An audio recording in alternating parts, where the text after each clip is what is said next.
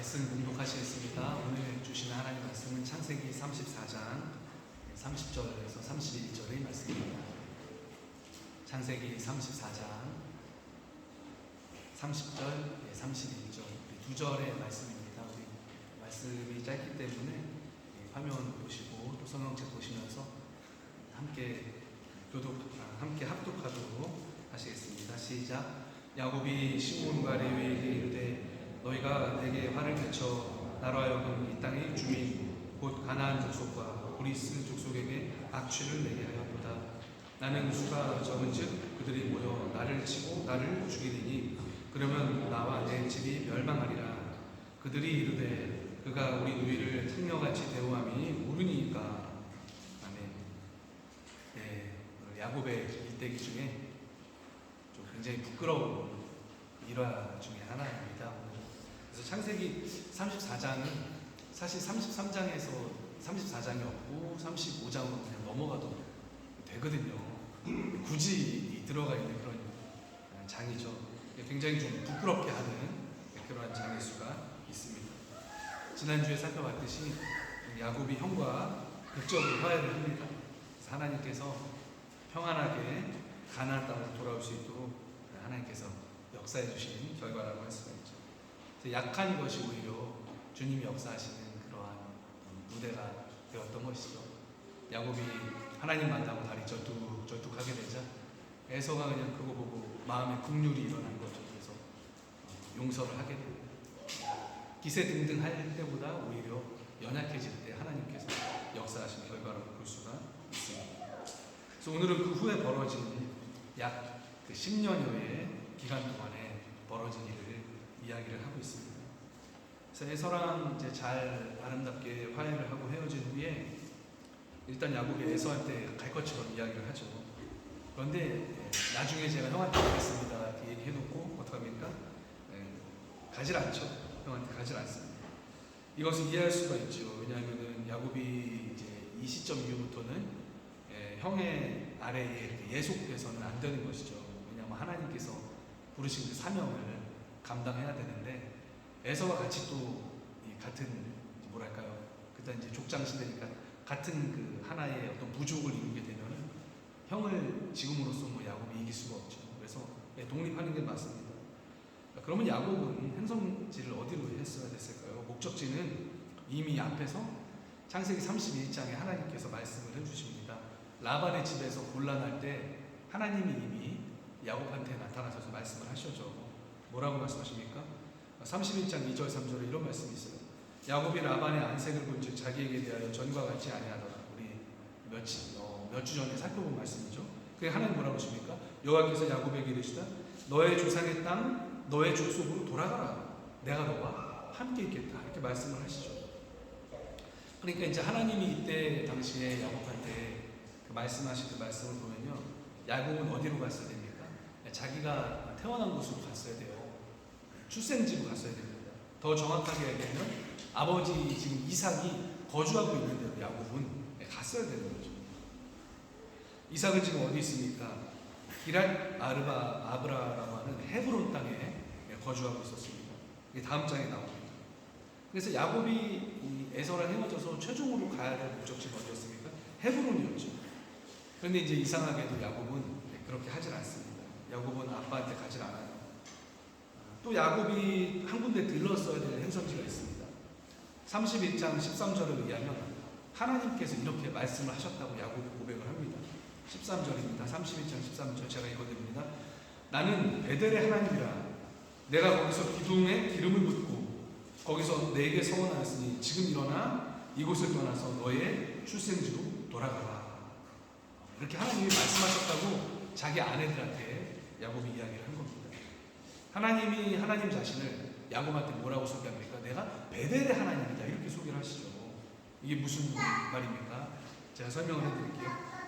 소중한 관계일수록 공유하는 결정적인 장소가 있습니다. 추억의 장소입니다. 저는 자란 것은 성남에서 자랐는데요. 교회는 우리 할머니 때부터 장충동에 있는 교회를 섬기셨습니다. 그래갖고 태어나자마자 이제 장충동에서 입교를 받고 막 그렇게 했는데 그러다 보니까 이제 그 교회가 어디 있었냐면 그 3호선 동대입구역이라는 데가 있어요. 3호선 그 동대입구역에서 걸어서 한 10분 정도 되는데 이제 교회가 있었습니다.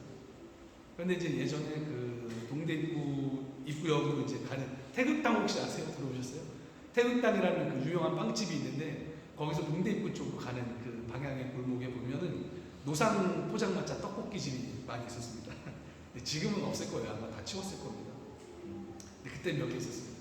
근데 제가 매주 주말마다 토요일 주일 교회를 이제 왔다 갔다 하면서 그 교회 친구들이랑 고등학교 때, 대학교 때 토요일 성경 공부랑 이 교회 사역 마치고 또 이제 각자 사역 마치고 저녁 때 모여가지고 그렇게 농구를 열심히 했어요.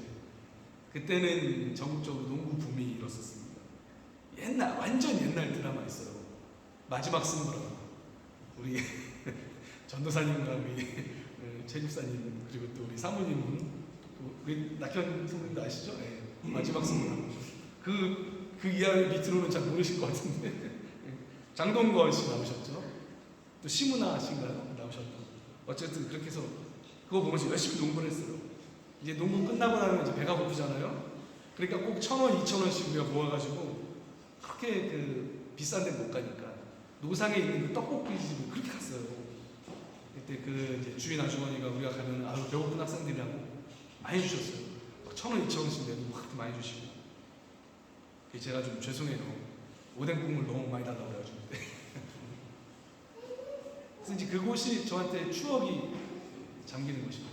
이제 뭐 독일 와서는 한 번도 못 갔지만 예전에 한국에 있을 때 가끔 이제 장충동을 가다가 이제 이렇게 걸어가다가 그 골목을 지나가게 되면 그렇게 추억이 떠오르는 거예요. 학창 시절 아이들 친구들 떠오르고 같이 농구하던 모습들 떠오르고 거기서 떡볶이 앉아서 3, 4분을 먹었던 게 떠오르고. 왜 그럴까요? 그냥 길목인데 왜 이런 생각이 날까요? 추억이 있는 곳입니다.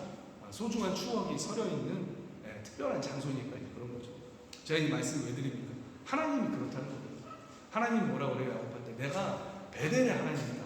베델의 하나님. 베델이 어떤 곳입니까? 야곱이 집 떠나서 외삼촌 집으로 찾아가다가 돌베개 메고 자잖아요. 사막에서. 근데 꿈에서 하나님까지 연결된 사닥다리 보는 겁니다. 그러고 일어나서 뭐예요? 하나님께 제단 쌓잖아요. 그리고 하나님께 기도하면서 서원한 곳이 바로 베델이거든요. 그때 야곱이 뭐라고 그런 줄 아세요? 하나님이 나와 함께 계시니 내가 가는 이 길에서 나를 지키시고 먹을 떡과 입을 옷을 주시어 내가 평안히 아버지 집으로 돌아가게 하시오면 여호와께서 나의 하나님이 되실 것이요 내가 기둥으로 세운 이 돌이 하나님의 집이 될 것이요 하나님께서 내게 주신 모든 것에서 10분의 1을 내가 반드시 하나님께 드리겠나이다. 이렇게 서원을 한 거예요. 야곱이. 그러니까 하나님이 20년 전의 일을 기억하시고 뭐라고 그럽니까? 나는 베델의 하나님이다. 왜냐하면 네가 거기서 기둥에 기름 붓고 네가 거기서 나한테 서원했잖아. 나는 베델의 하나님이야. 그러니까 뭡니까? 하나님이 지금 이렇게 얘기하시는 거예요. 야곱아, 내가 너의 그 추억을 기억하고 있다. 네가 나한테 네가 그 어려울 당시에 기도했던 거 내가 다 기억하고 있다 이거예요. 네가 의지할 것 없을 때 한치 앞을 모를 때에 네가 나 의지하지 않았냐. 네가 돌베개 재고 베개 베고 나서 일어나서 나한테 기름 붓고 서원했지. 내가 너 아직 기억하고 있다. 난 너의 하나님이다 야곱아. 지금 하나님이 그렇게 말씀하신 거거든요. 그러니까 야곱은 잊어버렸어도요 하나님은 잊어버린 게 아니시죠. 그래서 야곱이 만약에 이 하나님의 음성을 들었다면은 에서의 손에서 구원을 받은 후에 어떻게 해야 상식적입니까? 가장 먼저는 뭐예요? 베델로 갔어야죠. 베델로 가서 하나님께 감사드렸어야죠. 정처 없이 길 떠났던 자기에게 이렇게 먹을 것과 입을 것 주시면 그랬잖아요. 근데 먹을 것과 입을 것 뿐만이 아니고 큰 재산을 이루게 하시고 큰 족속도 이루게 하신 그 하나님인데 얼마나 감사합니까? 그럼 베델로 가가지고 먼저 뭡니까? 하나님께 얼굴을 베었어야죠. 그게 맞는 거죠. 그리고 최종적으로 뭡니까? 하나님 바라보신 아버지한테 돌아갔어야 되는 겁니다. 그런데 야곱은 그렇게 하진 않은 거예요. 오늘 말씀의 무대가 되는 그 세겜 지역이라는, 물론 이제 가나안 땅이긴 하지만 그 세겜 지역이라는 그 세겜성에서 정착하려는 시도를 했던 것 같아요. 왜? 돈을 주고 그 땅을 샀거든요. 33장 마지막에 보면 이제 그 말이 있죠. 베크시탄가를 주고 그 땅을 샀다고. 근데 성에 들어가지 못했어요. 왜? 성 안에는 터줏대감들이 있으니까 그냥 성 앞에 땅을 돈 주고 산 겁니다. 어떻게든 그 앞에 들어가서 자리를 좀 잡으려고 했던 것 같아요. 그러니까 금방 떠날 사람은 밑에만 내고 말지 굳이 사지 않잖아요. 땅을 왜 삽니까? 돈 주고 샀다는 건 야곱이 뭐예요? 거기서 뭔가 터전을 잡고 싶은 속셈과 욕심이 있었다는 거죠. 근데 한 해, 두 해가 지나도요, 야곱이 떠나진 않아요. 그냥 머물러 버립니다. 그러다가 오늘 너무나도 악한 사건에 휘말리게 됩니다. 야곱이 그 땅에 이 정착 아닌 정착을 해버리자 그 야곱의 딸 디나가 당연히 그 세겜 땅에서 그곳에 있는 그 소녀 여자 아이들과 어울리게 된 것 같아요. 디나가 야곱의 10번째 자녀입니다. 요셉을 낳기 전에 바로 나온 게 이제 딸이 하나였죠. 야곱이 그 디나였습니다. 집에 있어봤자 뭐예요? 오빠가 위로 10명이죠. 그리고 동생도 남동생이에요. 그럼 이제 뭐 재미가 없었을 거예요. 뭐 오빠들이야 뭐 와일드 하잖아요. 그러니까 당연히 그 성읍에 있는 여자 애들이랑 이제 친해질 수밖에 없는 거죠. 올해 보면은 이제 뭐 한 10년 있었던 것 같아요, 야곱이. 왜냐하면 소녀였던 디나가 뭡니까? 처녀가 돼버리니까. 그러니까 자연스럽게 뭐 그 성읍에 들락날락 거리면서 그 땅의 여인들과 왕래를 하고 뭐 재밌는 곳이 있다고 가게 되고 뭐 그러지 않겠습니까? 사춘기 소녀가 그랬겠죠. 그렇게 된 거죠. 그러다가 이제 어느덧 이 디나가 처녀가 돼버리게 되는 거죠. 그러던 날 이제 끔찍한 사건이 터지는 거죠. 오늘 말씀 1절, 2절이요. 레아가 야곱에게 낳은 딸 디나가 그 땅의 딸들을 보러 나갔더니, 그러니까 뭐 여느 때처럼 그 땅의 딸들이랑 어울려 지내려고 나간 거죠. 히위 족속 중 하몰의 아들, 그 땅의 추장 세겜이 그를 보고 끌어들여 강간하여서 욕되게 하였다. 그 땅의 그 족장 세겜이라는 사람이, 그러니까 권세자죠. 디나를 겁탈하는 일이 일어나게 됩니다. 그러니까 야곱의 딸이 아주 욕된 일, 추악한 일을 당하게 된 것이죠. 그게 얼마나 악한 일입니까? 그 일 후에 이 세겜의 아버지와 세겜은 야곱을 찾아옵니다. 왜요? 수습하기 위해서. 잘못했으니까 수습하기 위해서. 그런데 와서 하는 말이 이제 뭔가 하니 보면 이렇습니다. 8절, 9절, 10절 제가 읽어드리겠습니다.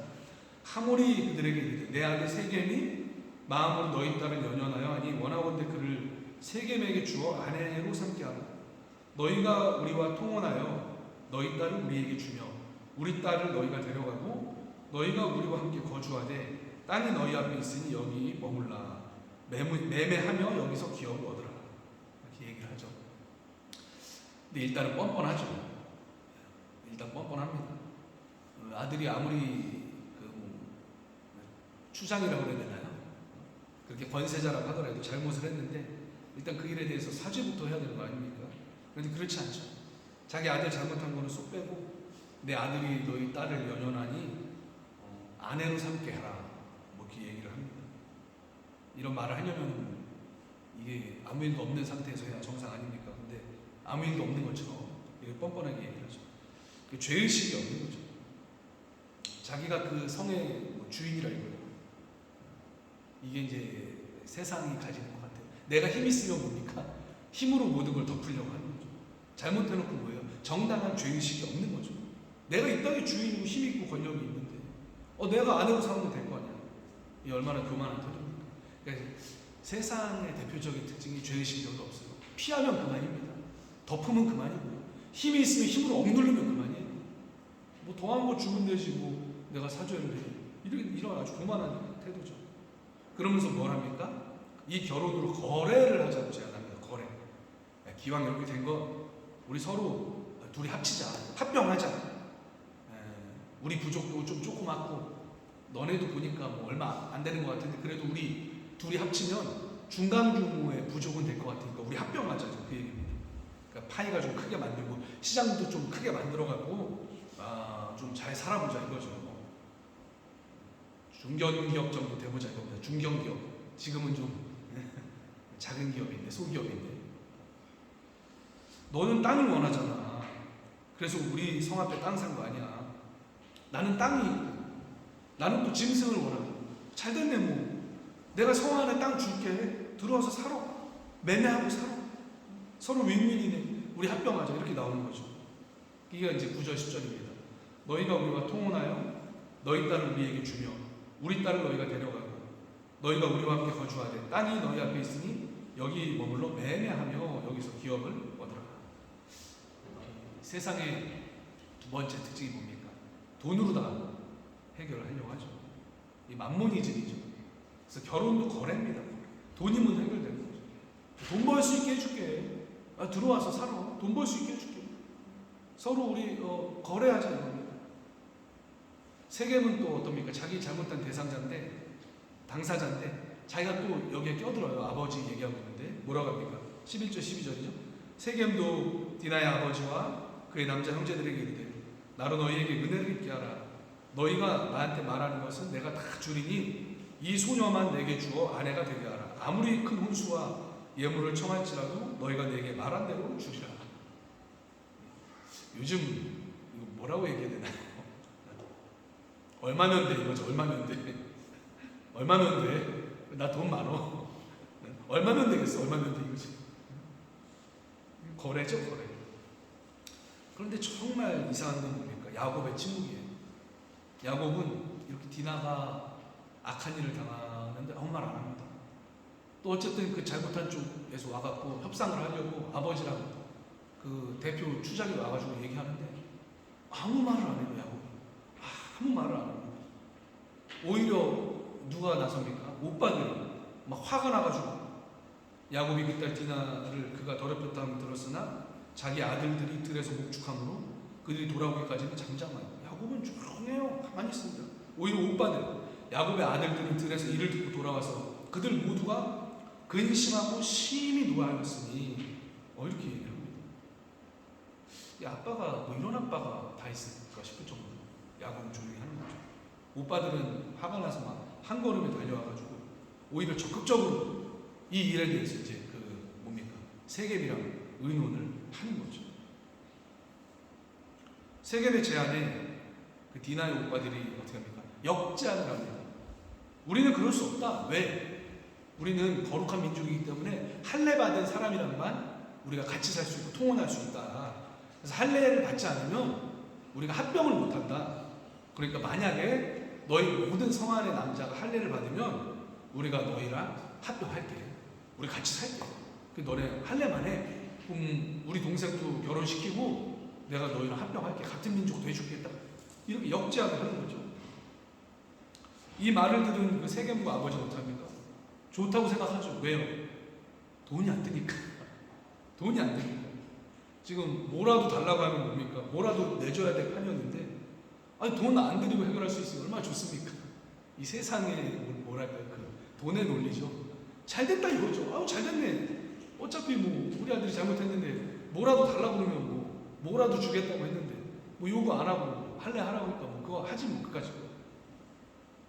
이 사람들이 순진해서 그랬을까요? 아니죠. 마음속에 딴 속셈이 있었죠. 그 뭐냐면 뒤에 나옵니다. 21절, 22절이죠. 이 사람들은 우리와 침묵하고 이 땅은 넓어 그들을 용납할 만이 그들이 여기서 거주하며 매매하게 하고 우리가 그의 딸들을 아내로 들여오고 우리 딸들도 그들에게 주자. 이제 여기까지 합병하자는 거예요. 근데 이제 23절이 뭐라면 그러면 그들의 가축과 재산과 그들의 모든 짐승이 우리의 소유가 되지 않겠느냐. 다만 그들의 말대로 하자. 그러면 그들이 우리와 함께 거주하리라. 세겜과 그 아버지가 뭡니까? 그 성으로 가서 그 성의 사람들 다 불러 모은 거예요. 그리고 이렇게 이제 연설을 하는 겁니다. 야, 가봤더니 합병하잔다. 근데 거기 가축이 너무 많아.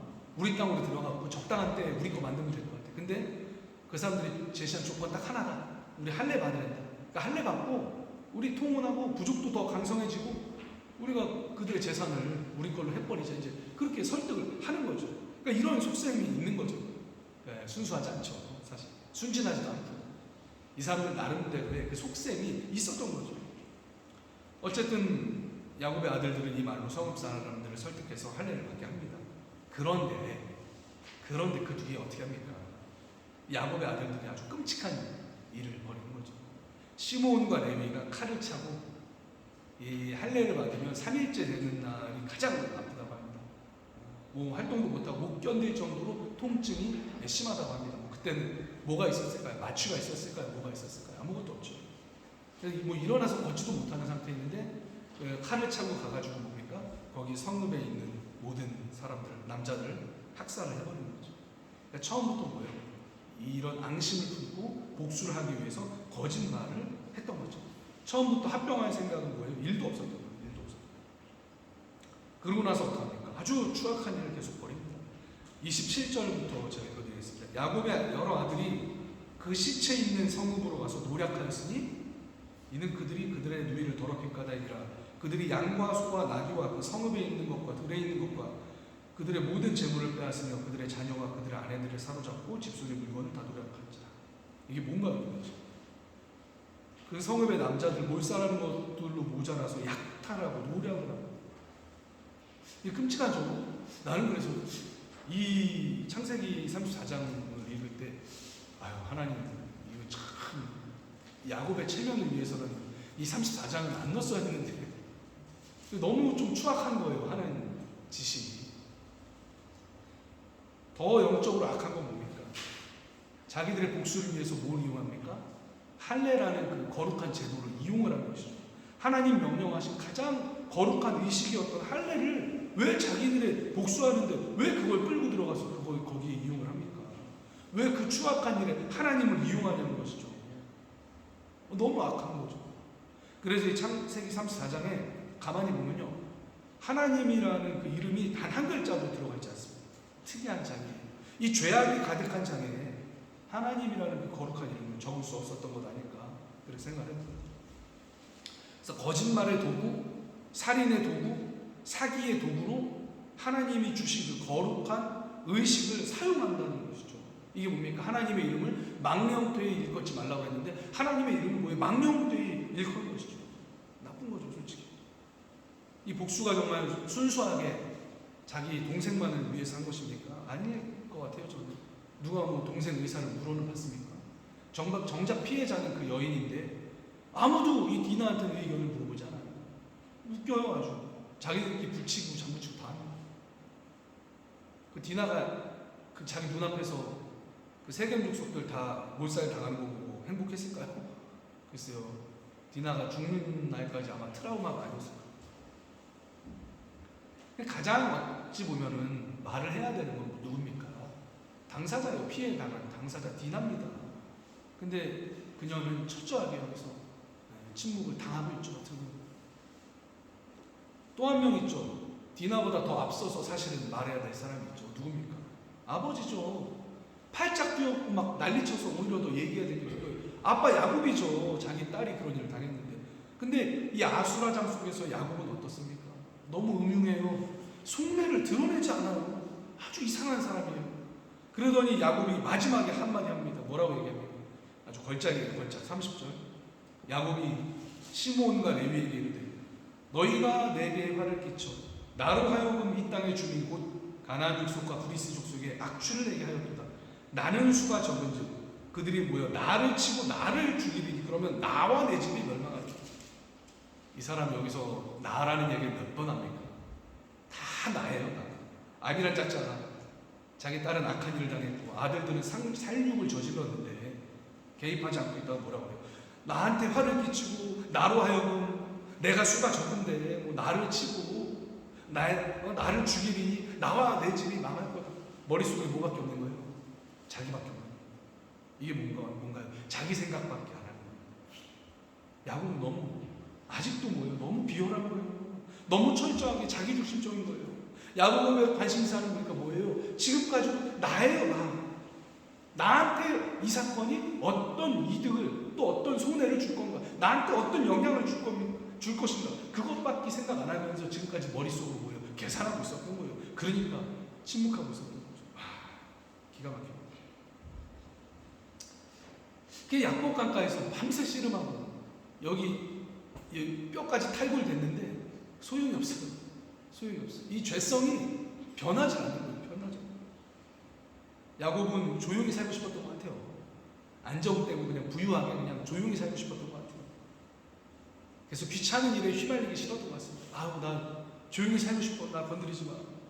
그래서 족장과의 차치 잘못하면 위험하고 귀찮고 시시비비 가려야 되는 일에 휘말리기 싫었던 것 같아요. 이게 야곱의 마음인 것 같습니다. 나 좀 내버려도 하나님께 받은 사명도 소명도 목적지도 뭐예요? 귀찮은 거죠. 그냥 세겜 땅에서 자리 잡고 그냥 조용히 살고 싶은 거예요. 나 그냥 조용히 그러면서 부유하고 안정되게 살고 싶으니까 아우 나 건들지 마. 나 좀 내버려고. 나 침묵할 거야. 이게 뭐예요? 이게 야곱이죠. 다른 사람이 당하는 일보다 자기가 중요한 거예요. 남도 아니죠. 딸이 당하는 일, 아들들이 당하는 일, 그런 일보다도 자기 자신이 그냥 중요한 거예요. 한마디도 안 하다가 한다는 말. 야, 니네 때문에 내가 다 죽게 생겼다. 이 인간을 도대체 어떡합니까? 이런 인간이 어디 있습니까? 그런데 이게 누구 모습이에요? 이게 내 모습이에요. 성경을 보면서 성찰해 봤더니 이게 우리들의 모습이에요. 그런데 하나님은 뭡니까? 이런 우리를 포기를 안 하는 거예요. 이런 야곱을 붙잡고, 이런 야곱의 머리끄댕이를 붙잡고 하나님의 구원 역사를 이루어 가시는 거예요. 그러니까 우리가 하나님을 믿는 거죠. 하나님은 우리를 포기를 안 하시는 거예요. 이 깊고 깊은 어둠과 죄를 뚫고 누가 오셨습니까? 예수님이 오신 거죠. 이 온갖 각자의 죄악으로 점철되어 있는 이 34장, 너무나 다양한 죄가 있죠. 이러한 참혹한 모습을 보면은 예수님은 정말로 동정녀에게서 오셔야겠다 생각이 들어요. 인간의 유전자를 받고 태어나실 수가 없었습니다. 왜 성령에 의해서 잉태되셔야만 했습니까? 그가 죄의 그 유전자를 입고 오실 수가 없기 때문이에요. 죄와 함께 거하실 수가 없기 때문이에요. 우리 인간은요, 죄를 지어서 죄인이 아니에요. 성경이 얘기하는 건 뭡니까? 성악설이죠. 우리가 죄를 졌기 때문에 죄인이 아니고 반대입니다. 뭐예요? 죄인이기 때문에 죄를 짓는 거예요. 우리 존재가. 죄를 낳고 태어나기 때문에 죄를 짓는 거예요. 죄를 지을 수밖에 없는 겁니다. 이 굴레에서 그래서 우리 힘으로 벗어날 수가 없는 거예요. 고행을 아무리 하고 참선을 아무리 하고 힌두교에서 뭘 아무리 하고 불교에서 뭘 아무리 해도 안 되는 거예요. 왜? 우리 본질이, 우리 본성이 죄인이기 때문에. 그래서 누가 필요한 겁니까? 그래서 예수님이 필요한 거죠.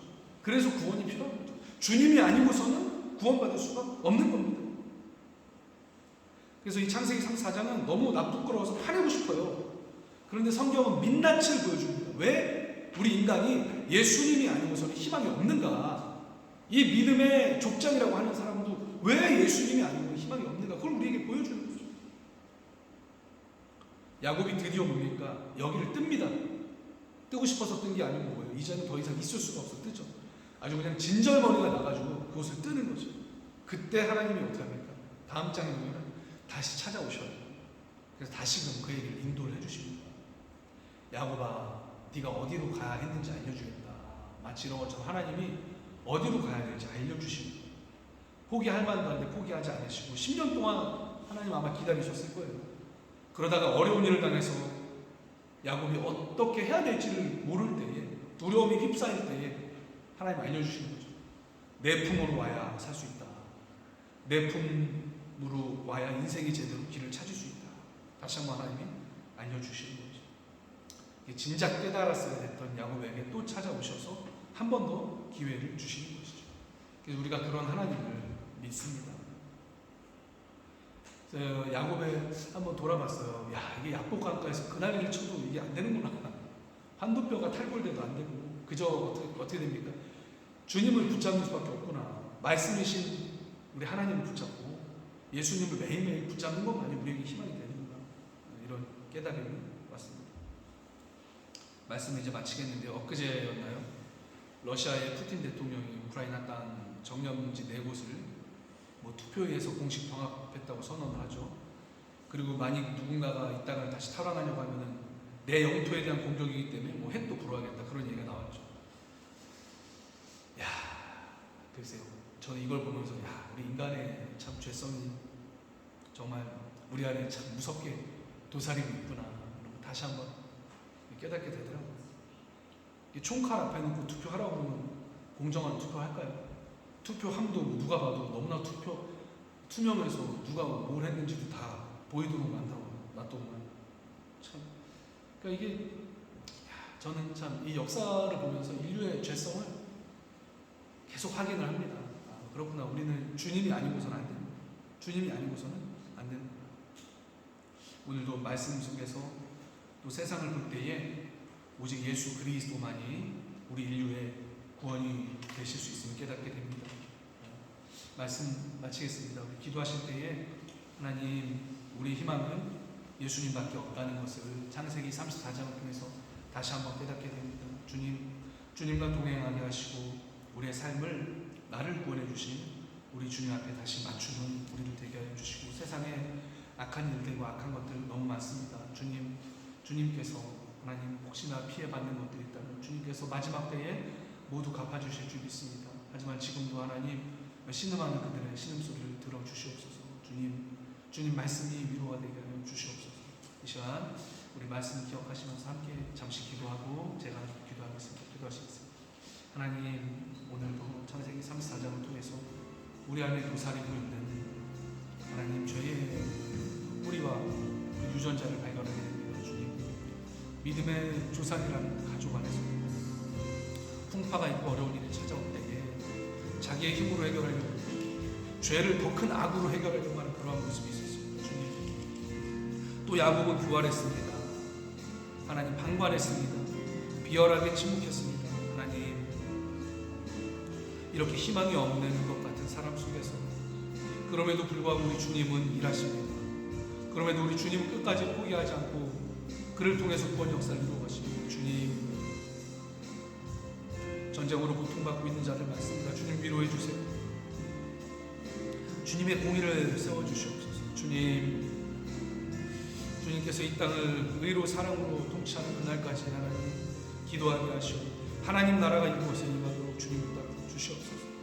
우리가 장차 임할 천국을 바라보지만 그럼에도 불구하고 이 땅에서도 하나님의 그 공의와 이 사랑의 가치가 이루어질 수 있도록 기도하는 우리 교회 공동체가 되게 하시고, 또 앞장서는 우리 전 세계의 교회 공동체 될 수 있도록 주님 붙잡아 주시옵소서. 하나님, 독일의 하나님 추운 겨울 하나님 에너기 아버지 위기가 왔습니다. 주님 붙잡아 주시고 잘 하나님 위가 꺾어주시고 주님 인도하여 주시옵소서. 우리 성도님들의 삶을 주님 지켜 보호하여 주시옵소서. 하나님 인도해 주세요. 하나님 감사합니다. 오늘도 말씀으로 깨닫게 하시면 감사합니다. 주님 바라보고 오직 예수님께 소망을 두는 우리 모두가 되게 하여 주시옵소서. 감사합니다. 예수님의 이름으로 기도드립니다. 아멘. 찬송 314장 찬양하시면서 준비하신 예물 주님 앞에 봉헌하도록 하시겠습니다. 314장입니다.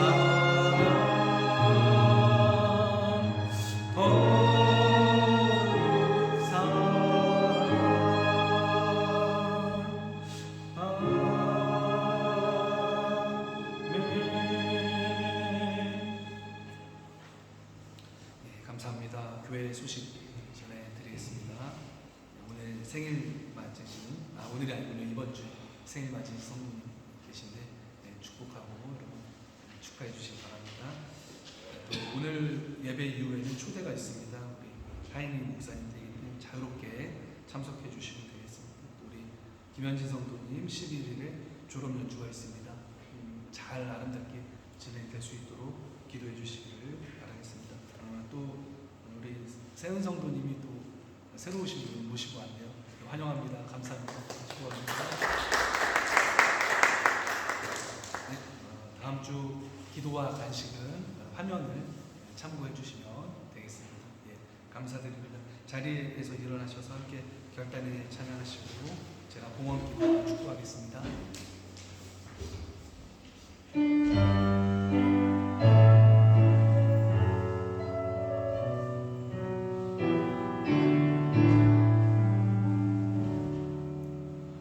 주님 내가 여기 사오니 나를 보내소서. 나의 맘 나의 몸 주께 드리오니 주 받으옵소서. 주님 내가 여기 사오니 나를 써주소서.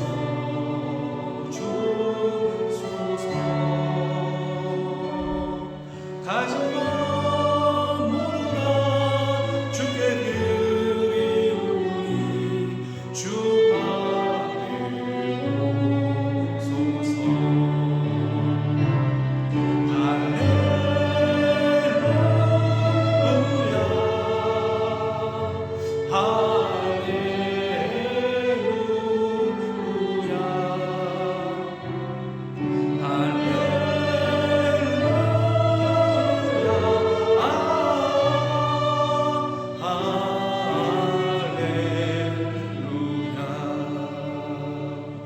나를 받으옵소서.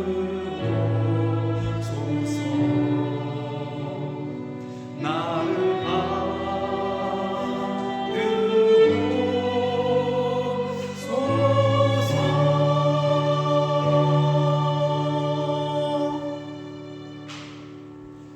하나님 감사합니다. 주님 내게 주신 모든 것이 주님이 주신 것입니다. 주님 일할 수 있는 건강 주시고 일터 주시고 또 우리에게 생명 주셔서 하나님 복되게 살 수 있도록 인도해 주신 것도 하나님 아버지이십니다. 하나님 우리가 이러한 주님의 은혜를 알기에 믿음으로 소중한 예물을 주님 앞에 구별하여 드립니다. 하나님 받으시고 하나님 이 예물을 흠양하여 주시옵소서. 예물이 쓰이는 곳마다 하나님의 공의가 이루어지고 구원받는 사람이 늘어가게 하여 주시옵소서. 드린 손길을 주님 기억하셔서 하나님 그의 손으로 하는 모든 일이 형통케 하시고 그가 꾸어줄지언정 꾸임받지 않는 풍성하고 복된 인생 될 수 있도록 주님이 그 손과 함께하여 주시옵소서. 지금은 우리 주 예수 그리스도의 은혜와 하나님 아버지의 극진하신 사랑하심과 성령의 감화 감동 교통하심이 오직 예수님만이 우리 인류의 또 나의 희망이 됨을 믿음으로 고백하고 우리 주님의 얼굴 앞에서 살아갈 것을 다짐하는 사랑하는 우리 빌레벨트 교회의 모든 성도님들 머리 위에 지금부터 영원까지 함께 하시길 간절히 축원하옵나이다. 아멘.